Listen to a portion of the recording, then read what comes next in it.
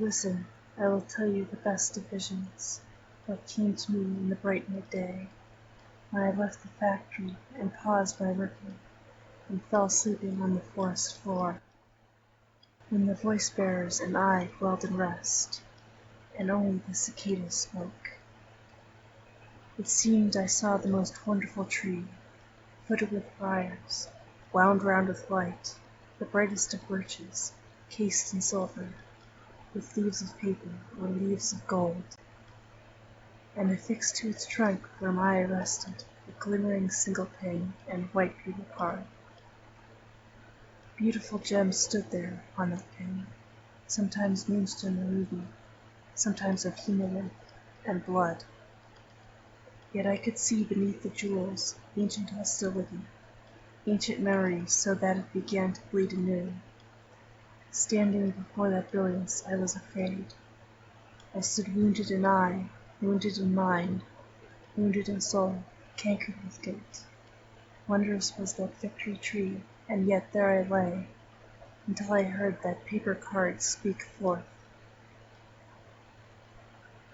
That was very long ago.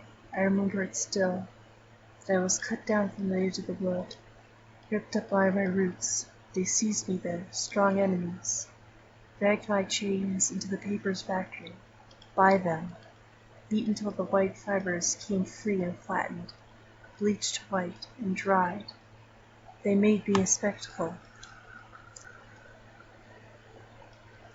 commanded me to pin up their criminals there, inscribe their names in ink, termite, ant, and centipede. Rough hands held me there, until I saw the Savior come, the moonlit one, bladed one, liberator. His wings beat strongly as he came into their hands. Scales he shed from his wings, and fur from his back. I trembled as the changer embraced me. Even then I did not dare sag to earth, or fall to the corners of the earth. I had to stand fast. They marked his name, Moth, beside him. I held the king and queen of all steadily. They raised us into sight under glass. They pierced us with steel bright, card and bug together. They mocked us both. On me the wounds are visible, wounds of malice, but I did not dare injure a single one of them, even with my sharpest edges. I was all drenched with hemolymph that poured from that one's side. Oh, fate! I saw the god of the wood stretched out in darkness. Varnished wood wept. Silverfish crept in sorrowful to see us. A month passed. Fire, storm, and the roof breaking. We fell into dark places. Leaves buried us in a deep pit. Nevertheless the moth's servants, friends, discovered us there. Hands held us, carried us, adorned us with golden gems. Now you may hear I have suffered the work of evildoers, and many sorrows. Now the time is come, that I will be honored far and wide. Men and creatures will pray this beacon, the son of the wood, suffered on me for a time. Because of this I have once known the glory.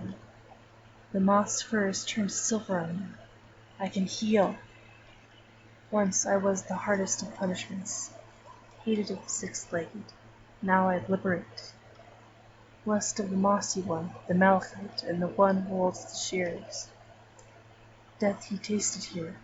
Nevertheless, the forest lord rose again on invisible wings.